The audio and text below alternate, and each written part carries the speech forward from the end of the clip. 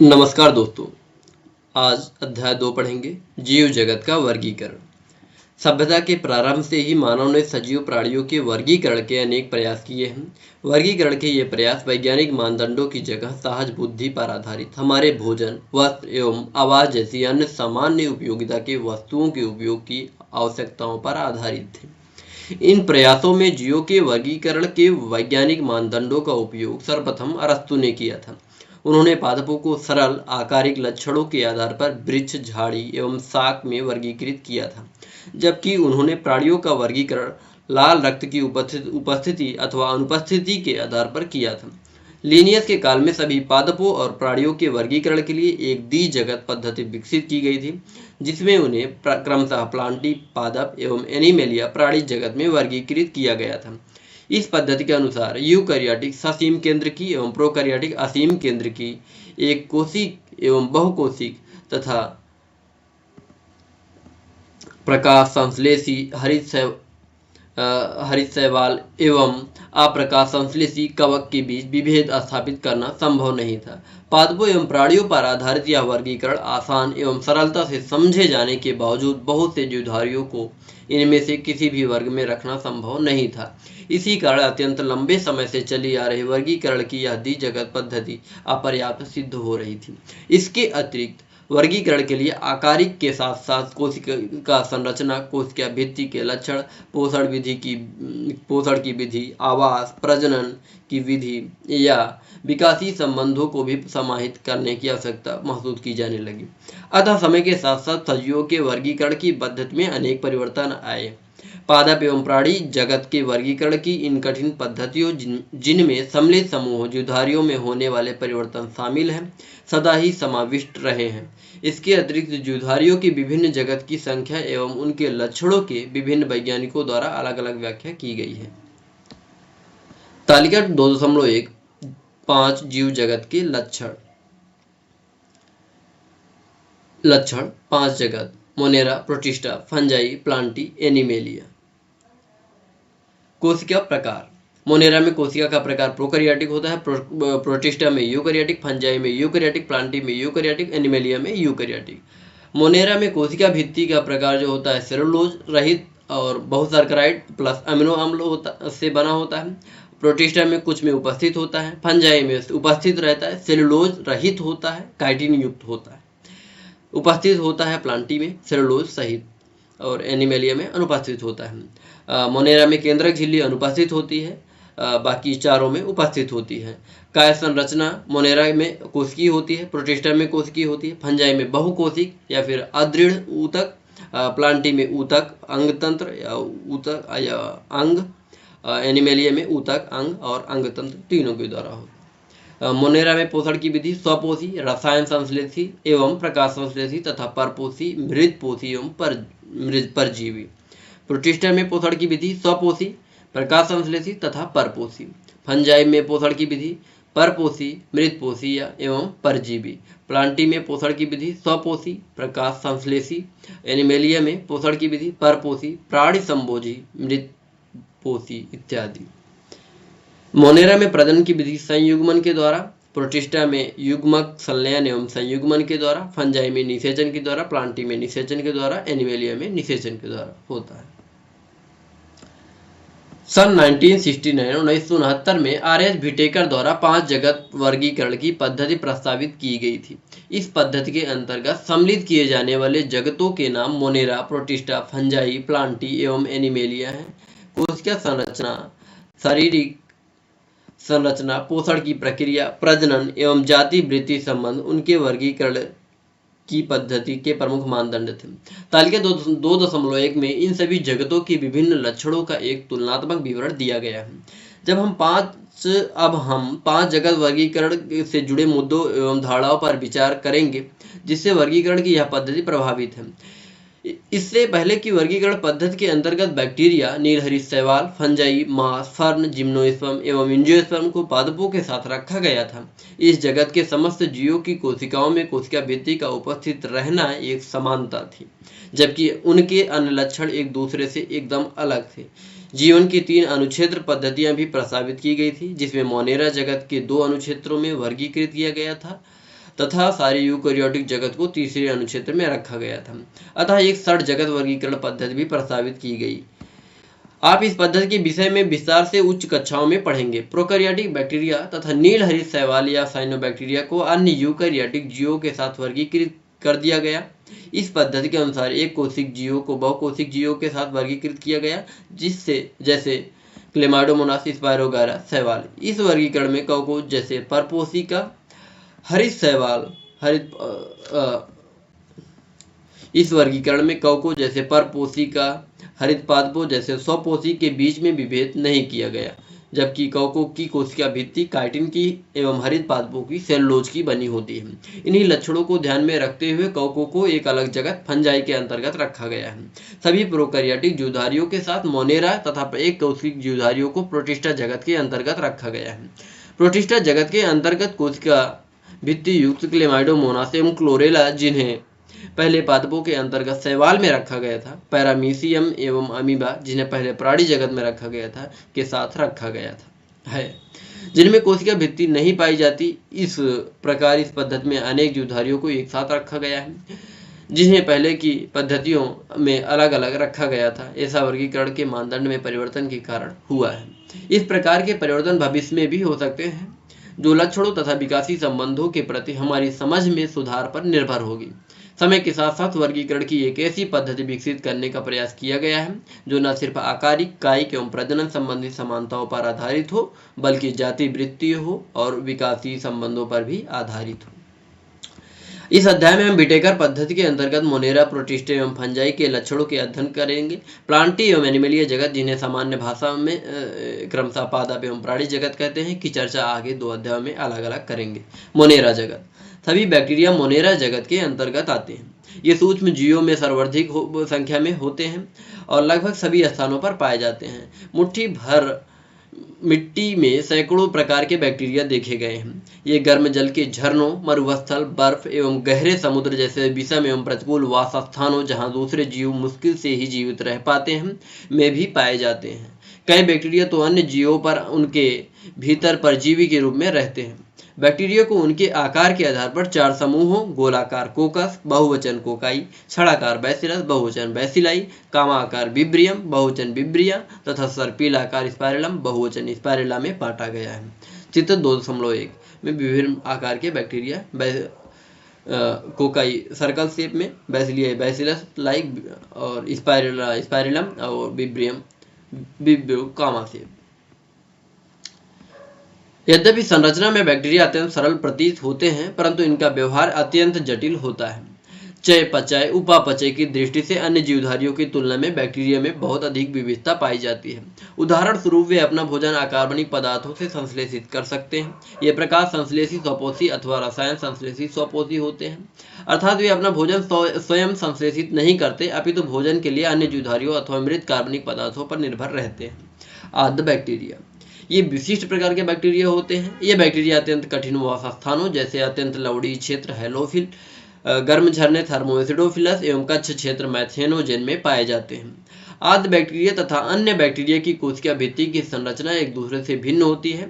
यही लक्षण उन्हें प्रतिकूल अवस्थाओं में जीवित रखने के लिए उत्तरदायी है। मैथेनोजेन एक रूमिनेंट पशुओं जैसे गाय एवं भैंस के आंत में पाए जाते हैं। इनके गोबर से मीथेन जैव गैस का उत्पादन करते हैं।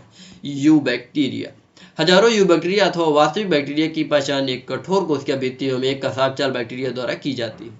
साइनोबैक्टीरिया, जिन्हें नील हरित शैवाल भी कहते हैं, में हरित पादपों की तरह क्लोरोफिले पाया जाता है तथा ये प्रकार संश्लेषी स्वपोषी होते हैं। साइनोबैक्टीरिया एक कोशी, कॉलोनी तथा तंतुमय, अलवड़, जलीय, समुद्री तथा स्थलीय शैवाल हैं। इनकी कॉलोनी प्रायः जेलीनुमा आवरण से ढकी रहती है, जो प्रदूषित जल में फलते फूलते हैं।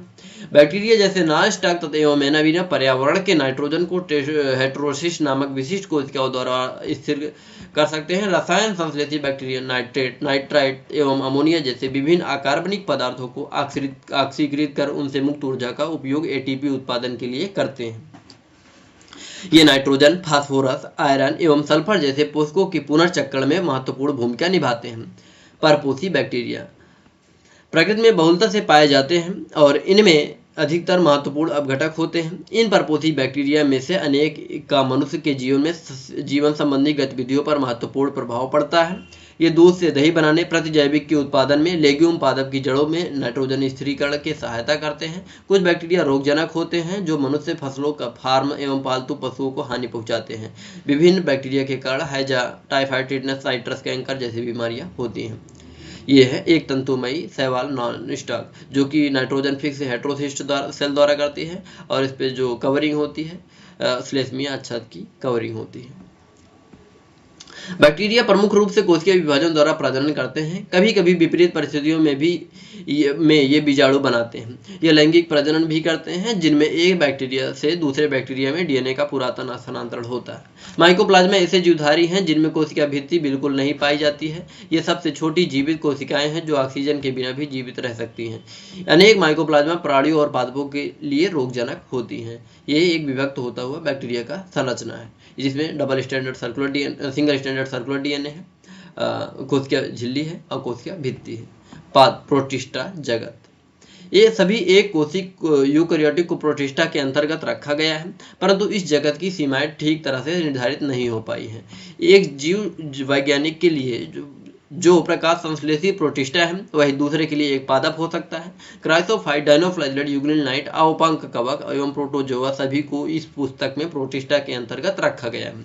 प्राथमिक रूप से प्रोटिस्टा के सदस्य जलीय होते हैं। यूकैरियोटिक होने के कारण इनकी कोशिका में एक सुसंगठित केंद्रक एवं अन्य झिल्लीबद्ध कोशिकांग पाए जाते हैं। कुछ प्रोटिस्टा में कसाब एवं पश्चाप भी पाए जाते हैं। ये अलैंगिक तथा कोशिका संलयन एवं युग्मनज जाइगोट बनाने की विधि द्वारा लैंगिक प्रजनन करते हैं। क्राइसोफाइट, इस समूह के अंतर्गत डायटम तथा सुनहरे शैवाल डेस्मिड आते हैं। ये स्वच्छ जल एवं लवड़ी समुद्री पर्यावरण दोनों में पाए जाते हैं। ये अत्यंत सूक्ष्म होते हैं तथा जलधारा के साथ निश्चेष्ट रूप से बहते हैं। डायटम में कोशिका भित्ति साबुनदानी की तरह इसी के रूप में आच्छादित रहित कवच बनाती है। इन भित्तियों में सिलिका होती है, जिस कारण ये नष्ट नहीं होते हैं। इस प्रकार मृत डायटम अपने परिवेश वास स्थान में कोशिका भित्ति के अवशेष बहुत बड़ी संख्या में छोड़ जाते हैं। करोड़ों वर्षों में जमा हुए इस अवशेष को डायटमी मृदा कहते हैं। कणमय होने के कारण इस मृदा का उपयोग पालिश करने, तेलों तथा सिरप के निस्यंदन में होता है। ये समुद्र के मुख्य उत्पादक हैं। डायनोफ्लैजिलेट, ये जुधारी मुख्यतः समुद्री एवं प्रकाश संश्लेषी होते हैं। इनमें उपस्थित प्रमुख वर्णकों के आधार पीले, हरे, भूरे, लाल, नीले तथा रंग के इत्यादि रंग के दिखते हैं। इनकी कोशिका भित्ति के बाह्य सतह पर सेलुलोज की कड़ी पट्टिकाएं होती हैं। अधिकतर डायनोफ्लैजिलेट में दो कसाब होते हैं, जिसमें एक लंबो तथा दूसरा अनुप्रस्थ रूप से भित्ति पट्टिकाओं के बीच की खांच में उपस्थित होता है। प्रायः लाल डायनोफ्लैजिलेट की संख्या में विस्फोट होता है, जिससे समुद्र का जल लाल लाल तरंगे दिखने लगता है। इतनी बड़ी संख्या के जीव निकले जीव विष के कारण मछली एवं अन्य समुद्री जीव मर जाते हैं। उदाहरण Gonyaulax, this example of dinoflagellate. Euglenoid, इनमें से अधिकांशतः स्वच्छ जल में पाए जाने वाले जीवधारी हैं जो स्थिर जल में पाए जाते हैं। इनमें कोशिका भित्ति की जगह एक प्रोटीन युक्त पदार्थ की परत पेलिकल होती है जो इनकी संरचना को लचीला बनाती है। इनमें दो कसाब होते हैं, जिसमें से एक छोटा तथा दूसरा लंबा होता है। यद्यपि सूर्य के प्रकाश की उपस्थिति में ये प्रकाश संश्लेषी होते हैं, लेकिन सूर्य के प्रकाश के नहीं होने पर अन्य सूक्ष्म जीवधारियों को शिकार कर परपोषी की तरह व्यवहार करते हैं। आश्चर्यजनक रूप से यूग्लिनाइड में पाए जाने वाले वर्णक उच्च पादपों में उपस्थित वर्णकों के समान होते हैं। उदाहरण यूग्लिना। अवपंक कवक, अवपंक कवक मृतपोषी प्रोटिस्टा है। यह सड़ती हुई टहनियों तथा पत्तों के साथ गति करते हुए जैविक पदार्थों का भक्षण करते हैं। अनुकूल परिस्थितियों में ये समूह प्लाज्मोडियम बनाते हैं, जो कई फीट तक की लंबाई का हो सकता है। प्रतिकूल परिस्थितियों में ये बिखर कर सिरों पर बीजाणु युक्त फलनकाय बनाते हैं। इन बीजाणुओं का प्रक्षेपण वायु के साथ होता है। यह है अवपंक कवक। प्रोटोजोआ, सभी प्रोटोजोआ परपोषी होते हैं जो परिभक्षी अथवा परजीवी के रूप में रहते हैं। ये प्राणियों के पुरातन संबंधी है। प्रोटोजोआ को चार प्रमुख भागों में बांटा जा सकता है। अमीबी प्रोटोजोआ, ये जीवधारियों स्वच्छ जल, समुद्री जल तथा नम मृदा में पाए जाते हैं। ये अपने कूट पादों की सहायता से अपने शिकार को पकड़ते हैं। इनके समुद्री प्रकारों की सतह पर सिलिका के कवच होते हैं। इनमें से कुछ जैसे एंट अमीबा परजीवी होते हैं। डायनोफ्लैजिलेट, यूग्लिना, अवपंक कवक एंड पैरामीशियम के एग्जाम्पल। कसाबी प्रोटोजोआ, इस समूह के सदस्य स्वच्छंद अथवा परजीवी होते हैं। इनके शरीर पर कसाब पाया जाता है। परजीवी कसाब प्रोटोजोआ बीमारी के कारण हैं, जिनसे निद्रालु व्याधि नामक बीमारी होती है। उदाहरण ट्रिपैनोसोमा। पश्चिमाबी प्रोटोजोआ, ये जलीय तथा अत्यंत सक्रिय गति करने वाले जीवधारी हैं, क्योंकि इनके शरीर पर हजारों संख्या में पश्चिमाप पाए जाते हैं। इनमें एक गुहा ग्रसिका होती है जो कोशिका की सतह के बाहर की तरफ खुलती है। पश्चिमापों की लयबद्ध गति के कारण जल से पूरित भोजन गलेट की तरफ भेजा जाता है। उदाहरण पैरामीशियम। स्पोरोजोआ। इस समूह में वे विविध जीवधारी आते हैं जिनके जीवन चक्र में संक्रमण करने योग्य बीजाणु जैसी अवस्था पाई जाती है। इसमें सबसे कुख्यात प्लाज्मोडियम मलेरिया परजीवी प्रजाति है, जिसके कारण मानव जनसंख्या पर आघात पहुंचाने वाला प्रभाव पड़ा है। कवक फंजाई जगत। परपोषी जीवों में फंजाई कवक का जीव जगत में विशेष अद्भुत स्थान है। इनकी आकारिकी तथा वास स्थानों में बहुत विभिन्नता होती है। आपने नम रोटी व सड़े हुए फल एवं कवकों को देखा होगा। सामान्य छत्रक, मशरूम तथा कुकुरमुत्तर टोडस्टूल भी फंजाई है। सरसों की पत्तियों पर इसे सफेद धब्बे परजीवी फंजाई के कारण होते हैं। एक कोश की फंजाई जैसे यीस्ट का उपयोग रोटी बियर बनाने में किया जाता है। अन्य फंजाई पौधों तथा जंतुओं के रोग के कारण होते हैं। उदाहरण के लिए गेहूं में कीट रोग बक्सीनिया के कारण होता है। कुछ फंगल जैसे पेनिसिलियम से प्रतिजैविक एंटीबायोटिक का निर्माण होता है। फंजाई विश्वव्यापी और ये हवा, जल, मिट्टी में तथा जंतु एवं पौधों पर पाए जाते हैं। ये गर्म तथा नम स्थानों पर सरलता से उग जाते हैं। क्या आपने कभी सोचा है कि हम अपने भोजन को रेफ्रिजरेटर में क्यों रखते हैं? हाँ, इससे हम अपने भोजन को बैक्टीरिया अथवा फंजाई के कारण खराब होने से बचाते हैं। फंजाई तंतुमयी है, लेकिन यीस्ट जो एक कोशिकीय है इसका अपवाद है। ये लंबी पतली धागे की तरह की संरचना होती है जिन्हें कवक तंतु कहते हैं। कवक तंतु के जाल को कवक जाल माइसीलियम कहते हैं। कुछ कवक तंतु सतत नलिकाकार होते हैं जिन्हें बहुकेंद्रिक कोशिकीय द्रव्य साइटोप्लाज्म में भरा होता है, जिन्हें संकोचिक कवक तंतु कहते हैं। अनेक कवक तंतु में पटी होते हैं। फंजाई की कोशिकीय भित्ति काइटिन की पॉलीसैकेराइड की बनी होती है। अधिकांश फंजाई पर पोषित होते हैं। वे मृत ब्रेस्टेट से घुलनशील कार्बनिक पदार्थ होते हैं को अवशोषित कर लेती है, अतः इन्हें मृतजीवी कहते हैं। जो फंजाई सजीव पदार्थों तथा जंतुओं पर निर्भर करती हैं उन्हें परजीवी कहते हैं। यह शैवाल तथा लाइकेन के साथ उच्च वर्गीय पौधों के साथ कवक मूल बनाकर भी रह सकते हैं। ऐसी फंजाई सजीवी कहलाती है। फंजाई में जनन कायिक खंडन, विखंडन तथा मुकुलन विधि द्वारा होता है। अलैंगिक जनन बीजाणु जिसे कोनिडिया कहते हैं अथवा धानी बीजाणु अथवा चल बीजाणु द्वारा होता है। लैंगिक जनन निक्सितांड, ऊस्पोरा, एस्कस बीजाणु तथा बेसिडियम बीजाणु द्वारा होता है। विभिन्न बीजाणु सुस्पष्ट संरचनाओं में उत्पन्न होते हैं जिन्हें फलन काय कहते हैं। लैंगिक चक्र में निम्नलिखित 3 सोपान होते हैं। नंबर 1, दो चल अथवा अचल युग्मकों के प्रोटोप्लाज्म का संलयन होना, इस प्रक्रिया को प्लाज्मोगेमी कहते हैं। नंबर 2, दो केंद्रकों का संलयन होना जिसे केंद्रक संलयन कहते हैं। नंबर 3, युग्मनज में मियोसिस के कारण अगुणित बीजाणु बनना। लैंगिक जनन में संयोज्य संगम के दौरान दो अगुणित कवक तंतु पास आते हैं और संलित हो जाते हैं। कुछ फंजाई में दो गुणित कोशिकाओं में संलयन के तुरंत बाद एक द्विगुणित 2n कोशिका बन जाती है। यद्यपि अन्य फंजाई एस्कोमाइसिटीज में एक मध्यवर्ती द्विकेंद्र की अवस्था n+n अर्थात एक कोशिकी में 2 केंद्रक बनते हैं। ऐसी परिस्थिति को केंद्रक युग्मन कहते हैं तथा इस अवस्था को फंगस की द्विकेंद्रक प्रावस्था कहते हैं। बाद में पैतृक केंद्रक संलयन हो जाते हैं और कोशिका द्विगुणित बन जाती है। फंजाई फलनकाय बनाती है जिसमें न्यूनीकरण विभाजन होता है, जिसके कारण अगुणित बीजाणु बनते हैं। कवक जाल की आकार की बीजाणु बनने तथा फलनकाय बनने की विधि जगत को विभिन्न वर्गों में विभक्त करने का आधार बनते हैं। फाइकोमाइसिटीज जलीय आवासों, गली सड़ी लकड़ी, नम तथा सीलन भरे स्थानों अथवा पौधों पर अविकल्पीय परजीवी के रूप में पाए जाते हैं। कवक जल अपटीय तथा बहुकेंद्रीकृत होता है। अलैंगिक जनन चल बीजाणु अथवा अचल बीजाणु द्वारा होता है। ये बीजाणु धानी में अंतरजातीय उत्पन्न होते हैं। दो युग्मकों के संलयन के युग्माणु बनते हैं। इन युग्मकों की आकार की एक जैसी समयुग्मता अथवा भिन्न असमयुग्मकीय अथवा विषमयुग्मकी हो सकती है। इसके समान उदाहरण म्यूकर राइजोपस, रोटी के कवक पहले ही बात कर चुके हैं, एल्ब्यूगो सरसों पर परजीवी फंजाई है। एस्कोमाइसिटीज इसे सामान्यतः थैली फंजाई भी कहते हैं। बिरले पाए जाने वाले एस्कोमाइसिटीज एक कोशिकी जैसे ईस्ट सैक्रोमाइसीज के अलावा ये बहुकोशिक जीव जैसे पेनिसिलियम होती हैं। ये मृतजीवी अपघटक परजीवी अथवा समलरागी पशु विष्टा पर उगने वाले होते हैं। कवक जाल शाखित तथा पटीय होता है। अलैंगिक बीजाणु कोनिडिया होता है, जो विशिष्ट कवक जाल जिसे कोनिडिमधर कहते हैं पर बहिर्जात रूप से उत्पन्न होते हैं। कोनिडिया अंकुरित होकर कवक जाल बनाते हैं। लैंगिक बीजाणु के एस्कस बीजाणु कहते हैं। ये बीजाणु थैलीसम एस्कस में अंतरजातीय रूप से उत्पन्न होते हैं। ये एसाई एक वचन एस्कस विभिन्न प्रकार के फलनकाय में लगी रहती है, जिन्हें स्कोकार्प कहते हैं। इसके कुछ उदाहरण एस्परजिलस, क्लेविसेप्स तथा न्यूरोस्पोरा है। न्यूरोस्पोरा का उपयोग जैव रासायनिक तथा अनुवांशिक प्रयोगों में बहुत किया जाता है। इसी कारण यह पादप जगत के ड्रोसोफिला के समान प्रसिद्ध है।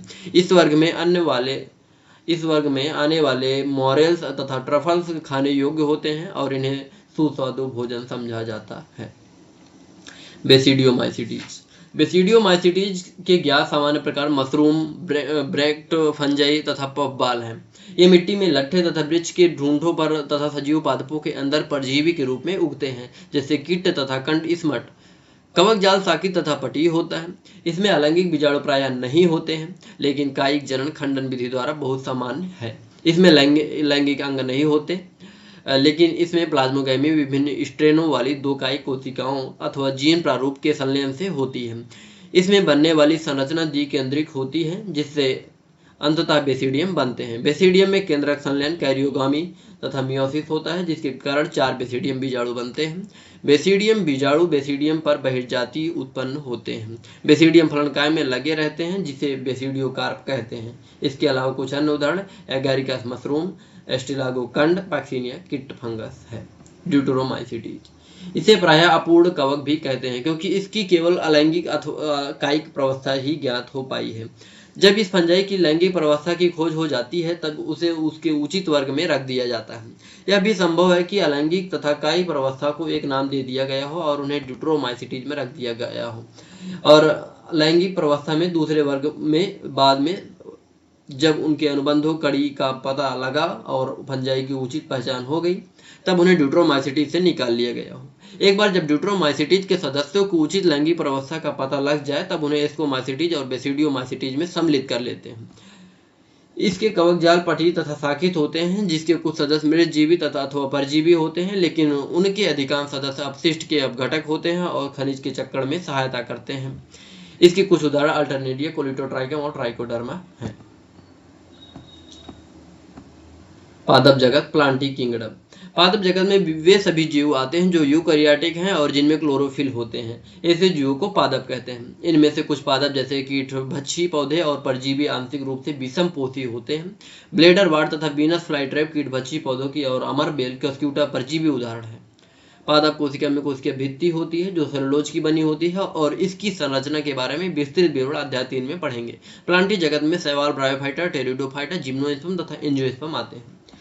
पादप के जीवन चक्र में 2 सुस्पष्ट अवस्थाएं द्विगुणित बीजाणु उद्भिद तथा अगुणित युग्मकोद्भिद होती है। इन दोनों में पीढ़ी एकांतरण होता है। विभिन्न प्रकार के पादप वर्गों में अगुणित तथा द्विगुणित प्रवस्थाओं की लंबाई और ये प्रवस्थाएं मुक्त जीवी हैं अथवा दूसरों पर निर्भर करती हैं के अनुसार विभिन्न होती हैं। युग्मनज 2n में मियोसिस विभाजन के द्वारा अगुणित n बीजाणु बनते हैं। ये बीजाणु अंकुरित होकर युग्मकोद्भिद बनाते हैं। युग्मक नर तथा मादा युग्मकोद्भिद पर बनते हैं, जो संलयन होकर पुनः द्विगुणित युग्मनज बनाते हैं। युग्मनज से बीजाणु उद्भिद विकसित होकर होता है। इस प्रक्रम को संतति एकांतरण कहते हैं। आप इस जगत का विस्तृत विवरण अध्याय 3 में पढ़ेंगे। जंतु जगत, एनिमेलिया किंगडम। इस जगत के जीव विषमपोषी यूकैरियोटिक हैं, जो बहुकोशिक हैं और उनकी कोशिका में कोशिका भित्ति नहीं होती है। ये भोजन के लिए परोक्ष तथा अपरोक्ष रूप से पौधों पर निर्भर रहते हैं। ये अपने भोजन को एक आंतरिक गुहिका में पचाते हैं और भोजन को ग्लाइकोजन अथवा वसा के रूप में संग्रहण करते हैं। इनमें प्राणी संपोषण अर्थात भोजन का अंतर्ग्रहण करना होता है। उनमें वृद्धि का एक निर्दिष्ट पैटर्न होता है और वे एक पूर्ण वयस्क जीव बन जाते हैं, जिसकी सुस्पष्ट आकृति तथा माप होती है। उच्च कोटि के जीवों में विस्तृत संवेदी तथा तंत्रिका प्रेरक क्रियाविधि विकसित होती है। इनमें से अधिकांश चलन करने के सक्षम होते हैं। लैंगिक जनन नर तथा मादा के संगम से होता है और बाद में उसमें भ्रूण का विकास होता है। संघ के विभिन्न मुख्य अभिलक्षणों का विस्तृत वर्णन अध्याय 4 में किया गया है। विषाणु, वायरस, वायराइड, प्रोसंग, प्रियन तथा लाइकेन। विटेकर द्वारा सुझाए गए 5 जगत वर्गीकरण में लाइकेन व अकोशिक जीवों जैसे वायरस, वायराइड तथा प्रोसंग, प्रियॉन का उल्लेख नहीं किया गया है। इनका संक्षिप्त परिचय नीचे दिया गया है। हम सभी कभी न कभी जुकाम अथवा फ्लू से ग्रस्त होते हैं। क्या आप जानते हैं कि इसका वायरस कैसे प्रभावित करता है? वायरस का नाम वर्गीकरण में नहीं है क्योंकि ये वास्तविक जीवन नहीं है। टोबैको मोज़ेक वायरस है ये जीवाणु भोजी है। यदि हम जानते हैं कि सजीवों की कोशिका संरचना होती है, वायरस अकोशिक जीव है जिनकी संरचना सजीव कोशिका के बाहर रवेदार होती है।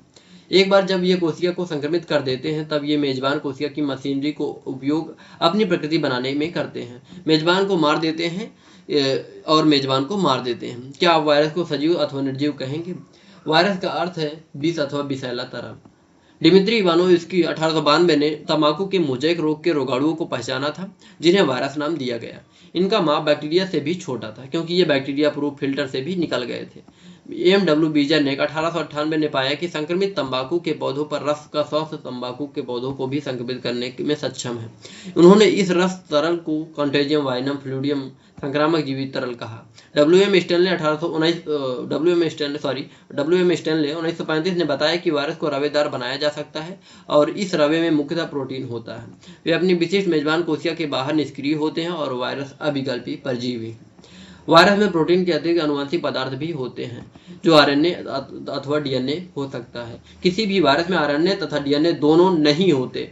वायरस केंद्रक प्रोटीन, न्यूक्लियो प्रोटीन और इसका अनुवांशिक पदार्थ संक्रामक होता है। प्रायः सभी पादप वायरस में एक लड़ी वाला आरएनए होता है और सभी जंतु वायरस में एक अथवा दोहरी लड़ी वाला आरएनए अथवा डीएनए होता है। बैक्टीरियल वायरस अथवा जीवाणु भोजी बैक्टीरियोफेज आवरण वायरस में बैक्टीरिया पर संक्रमण करता है। प्रायः दोहरी लड़ी वाला डीएनए वायरस होते हैं। प्रोटीन के आवरण अस्तर को कैप्सिड कहते हैं और यह छोटे छोटे उप इकाइयों जिन्हें पेटिकोसा कैप्सोमियर कहते हैं से मिलकर बनता है। कैप्सिड न्यूक्लिक एसिड को संरक्षित करते हैं। ये पेटिकांशा कुंडलिनी अथवा बहुफलक ज्यामितीय रूप में लगे रहते हैं। वायरस से मम्प्स, चेचक, हार्पिक तथा इन्फ्लुएंजा नामक रोग हो जाता है। मनुष्य में एड्स भी वायरस के कारण होता है। पौधों में मोज़ेक बनना, पत्तियों का मुड़ना, कुंचन, फीला होना तथा सिरा अस्पष्टता, बौना तथा अवरुद्ध वृद्धि होना इसके लक्षण हैं। वायराइड। सन 1971 में टियोडानन ने एक नया संक्रामक कारक खोजा जो वायरस से भी छोटा था, जिसके कारण पोटैटो स्पिंडल ट्यूबर नामक रोग होता था। वायराइड में आरएनए तथा प्रोटीन आवरण अस्तर जो वास्तव में जो वायरस में पाए जाते हैं उनका अभाव होता है, इसलिए यह वायराइड के नाम से जाने जाते हैं। वायराइड के आरएनए का आणविक भार कम था। प्रोसंग, प्रियॉन। आधुनिक चिकित्सा के कुछ संक्रामक न्यूरोलॉजिकल बीमारियां असमान रूप से फोल्ड प्रोटीन वाले कारकों द्वारा प्रेषित पाई गई। इन कारकों का आकार वायरस के आकार के समान था। इन कारकों को प्रोसंग कहा गया। प्रोसंग द्वारा प्राणियों में होने वाले सभी उल्लेखनीय बीमारियां बोवाइन स्पॉन्जिफॉर्म इंसेफेलोपैथी है, जिन्हें आमतौर पर मवेशियों में मेडकाउ रोग कहा जाता है और मनुष्य में इसका समान प्रकार से सी.आर. जैकब रोग, क्रीटू-फेल्टेज जैकब डिजीज होता है। लाइकेन। लाइकेन शैवाल तथा कवक के सहजीवी सहवास अर्थात पारस्परिक उपयोगी सहवास है। शैवाल घटक को शैवालांश तथा कवक के घटक को माइकोवेयन कवकांश कहते हैं, जो क्रमशः स्वपोषी तथा परपोषी होते हैं। शैवाल कवक फंजाई के लिए भोजन संश्लेषित करता है और कवक शैवाल के लिए आश्रय देता है तथा खनिज एवं जल का अवशोषण करता है। इनका सहवास इतना घनिष्ठ होता है कि यदि प्रकृति में लाइकेन को देख ले तो यह अनुमान लगाना असंभव है कि इसमें दो विभिन्न जीव हैं। लाइकेन प्रदूषण के बहुत अच्छे संकेतक हैं। वे प्रदूषित क्षेत्रों में नहीं उगते। सारांश। सरल आकारिक लक्षणों पर आधारित पादपों और प्राणियों के वर्गीकरण को सर्वप्रथम अरस्तु ने प्रस्तावित किया था। बाद में लिनियस द्वारा सभी जीवधारियों को प्लांटी तथा एनिमलिया जगत में वर्गीकृत किया गया। विटेकर ने इसके बाद एक बृहद 5 जगत वर्गीकरण की पद्धति को प्रस्तावित किया। ये 5 जगत मोनेरा, प्रोटिस्टा, फंजाई, प्लांटी और एनिमेलिया हैं। 5 जगत वर्गीकरण के प्रमुख मानदंड कोशिका संरचना, दैहिक संगठन, पोषण एवं प्रजनन की विधि द्वारा जाति वृत्ति संबंध। 5 जगत वर्गीकरण के अंतर्गत बैक्टीरिया को मोनेरा जगत में रखा गया है जो विश्वव्यापी है। इनमें उपापचय संबंधी विविधता अत्यंत बृहद है। बैक्टीरिया में पोषण की विधि स्वपोषी अथवा परपोषी होती है। प्रोटिस्टा जगत में क्राइसोफाइट, डायनोप्लाज्मिड, यूग्लिनाइट, अवपंक, कवक और प्रोटोजोआ जैसे एक कोशिक यूकैरियोटिक जीवधारी सम्मिलित किए गए हैं। प्रोटिस्टा जीवधारी की कोशिका में संगठित केंद्रक तथा झिल्लीबद्ध कोशिकांग पाए जाते हैं। इनमें प्रजनन अलैंगिक तथा लैंगिक दोनों प्रकार के होते हैं। फंजाई, कवक। जगत की संरचना तथा आवास में बहुत विभिन्नता होती है। अधिकांश कवक में मृतजीवी प्रकार का पोषण होता है, उनमें लैंगिक तथा अलैंगिक जनन होता है। इस जगत के अंतर्गत 4 वर्ग फाइकोमाइसीटीज, डेस्कोमाइसीटीज, ड्यूटरोमाइसीटीज, बेसिडियोमाइसीटीज आते हैं। प्लांटी पादप जगत में एंजियोस्पर्म इस वर्ग में आते हैं। पौधों के जीवन चक्र में पादप जगत में सभी यूकैरियोटिक क्लोरोफिल जीव आते हैं। शैवाल, ब्रायोफाइटा, टेरिडोफाइटा, जिम्नोस्पर्म तथा एंजियोस्पर्म इस वर्ग में आते हैं। पौधों के जीवन चक्र में पीढ़ी युग्मकोद्भिद और बीजाणु उद्भिद में एकांतरण होता है। परपोषित यूकैरियोटिक बहुकोशिक जीवों जिनकी कोशिका में कोशिका भित्ति नहीं होती है, उन्हें एनिमेलिया किंगडम में शामिल किया गया है। इन जीवों में पोषण प्राणी सम होता है। इनमें प्रायः लैंगिक जनन होता है। कुछ अकोशिक जीव जैसे वायरस तथा वायरॉइड एवं लाइकेन को वर्गीकरण के 5 जगत प्रणाली में नहीं रखा गया है। धन्यवाद।